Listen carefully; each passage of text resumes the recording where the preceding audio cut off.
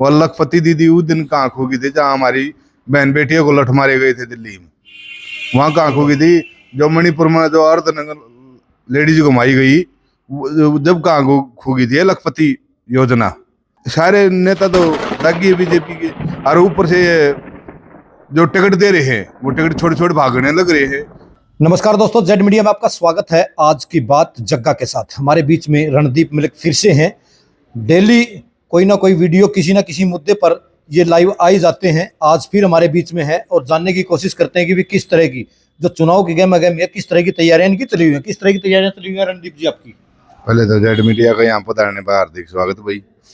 भाई चुनाव के लिए डोर टू डोर का प्रोग्राम चल रहा है। हर घर कांग्रेस, घर घर कांग्रेस का अभियान चल रहा है भाई। हर घर कांग्रेस, घर घर कांग्रेस का चला हुआ है, बिल्कुल मान गए। लेकिन अगर हुड्डा साहब आपको टिकट देते हैं तो किस तरीके से आप जीत उनकी झोली में डालेंगे? भाई अगर हुड्डा साहब आशीर्वाद दें तो छत्तीस बिरादरी का साथ है अपने साथ भाई। किसान भी अपने साथ से, किसान के हम प्रधान हा महासचिव सोनीपत के ही फिलहाल। और भाई एक सरपंचों का साथ है अपने साथ, सबसे बड़ा तो सरपंचों का साथ है, जो कि सोनीपत और जींद जिले में जो भी सपीदम और जुलाना आता है, सारे सरपंच अपने साथ है। जो रणबीर सामान्य जी प्रधान जी हैं वो अपने साथ से जी उनका सहयोग है। ये तो जीत की रही बात, लेकिन अभी कल ही हमारी बात सोनिया मोर्चे से हुई थी। महिला मोर्चा की अध्यक्ष हैं, उन्होंने कहा भी हुड्डा का गढ़ तो है ही नहीं। क्या कहना है भाई? उनका कहने से खत्म थोड़ी हो जाएगा ये। हुड्डा का गढ़ क्यों नहीं है? की बार भी कांग्रेस, पिछली बार भी कांग्रेस, उससे पिछली बार भी कांग्रेस, और कितनी बार गिनती कराए हम कांग्रेस की। हुड्डा का तो घर है ये। मान के चले भाई, आप मान लो हुड्डा साहब आ जाते हैं, टिकट का जोरम जोर चल जाती है, तो दोनों आपकी पार्टियों के मेन मुद्दे कौन से रहने वाले हैं? हमारी मुद्दा ये है, 500 रुपये का सिलेंडर देंगे, ओल्ड पेंशन लागू होएगी, बुजुर्ग को 6000 पेंशन देंगे। जो इन खट्टर सरकार ने जो पोर्टल चला रखे हैं ये बंद करेंगे हुड्डा साहब आते ही। और भाई जो ये गरीबों के लिए जो 100 गज के प्लाट बंद कर रखे थे, जो हुड्डा साहब भी दे रहे थे, वो भी वापिस से स्टार्ट करेंगे। बच्चों को वजीफा देंगे वापिस से दोबारा, जो इन्होंने बंद कर दिया बीजेपी सरकार ने। उसको देखा जाए तो उसको आप किस नजरिए से देखते हैं? 10 साल में बीजेपी ने खाली लाठी बजाने का काम किया।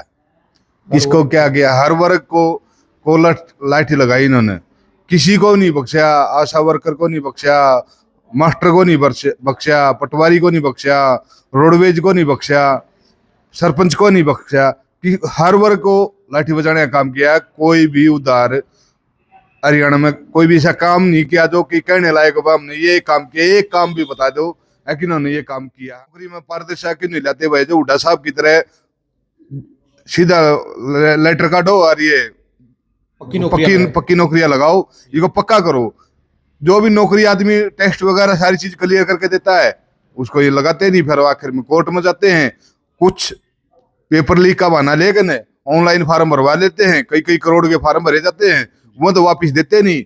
और ऊपर से पेपर लीक का कैंसिल करके ना पेपर भर्ती को ही कैंसिल कर देते हैं। मतलब बेरोजगारों पे दोहरी मार की जा रही है। दोहरी नहीं, हरियाणा में मैं पहले घूमता था ना, अपने टाइम की बताते हैं, खेतों में जाते थे। देखो किसान के बेटे हैं, खेतों में जाते थे तो रोड़ा पे कच्चे रास्ते पर भी दौड़ लगाते थे बालक।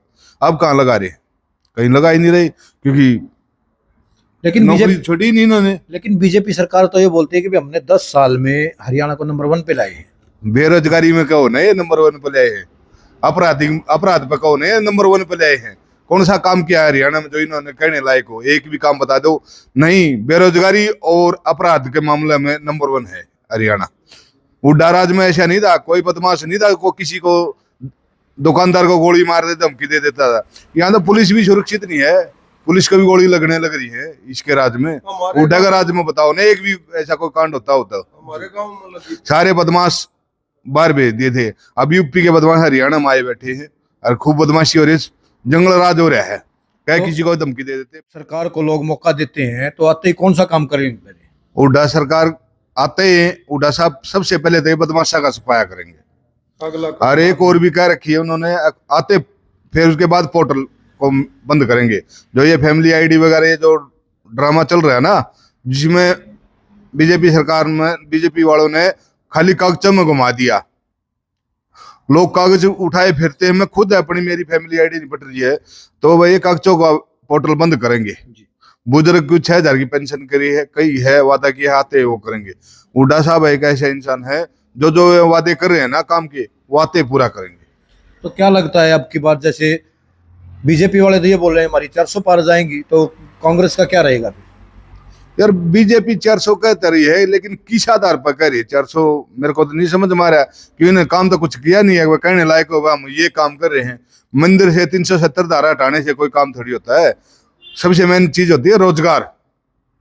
आदमी को रोजगार दो। बेरोजगारी में नंबर 1 पहुंचा दिया। 10 साल में 10 लाख बालक विदेशों में भागे नौकरी करने के लिए, यहाँ कुछ रहा नहीं। हाँ, इनको दिया तो है, हरियाणा में नशा दे दिया कथुरा ब्लॉक में, और उनका यही कहना था कि अब की बार तो बीजेपी एक तरफा है। लखपति दीदी की योजना भी बीजेपी ने चलाई है, क्या कहना है? और सोनिया मोर जो लखपति दीदी के एक तरफा कह रही है ना, वो लखपति दीदी उस दिन कहाँ खोगी थी जहाँ हमारी बहन बेटियों को लठ मारे गए थे दिल्ली में। वहां कहाँ खोगी थी? जो मणिपुर में जो अर्धनग्न लेडीज को मारी गई, जब कहाँ खोगी थी लखपति योजना है। ब्रजभूषण ने सब कितने को इल्जाम लगे, क्या सुनाई करी। यूपी में क्या कांड हुए हैं। एक और नेता था जो कि शरेआम ओपन नाम आया था। एक संदीप शर्मा पे था, अभी हरियाणा में था ना संदीप शर्मा। तो सारे नेता तो दागी है बीजेपी के। और ऊपर से जो टिकट दे रहे हैं वो टिकट छोड़ छोड़ भागने लग रहे हैं, क्योंकि उनको पता है, ये कुछ भी कह लो, उनको पता है ये आगे अब की बार बीजेपी सरकार नहीं, इसलिए टिकट देने के बाद भी आदमी भाग रहा है। यहाँ जैसे हरियाणा 75 पार का था, 40 पे आ गई थी, वहां 400 का रहता, 200 भी पानी मुश्किल है। रणदीप मलिक हमारे बीच में, इनकी बातों से आप कितना संतुष्ट हैं कमेंट करके जरूर बताएं और अपनी राय जरूर दें, और चैनल को लाइक करें, सब्सक्राइब करना बिल्कुल ना भूलें।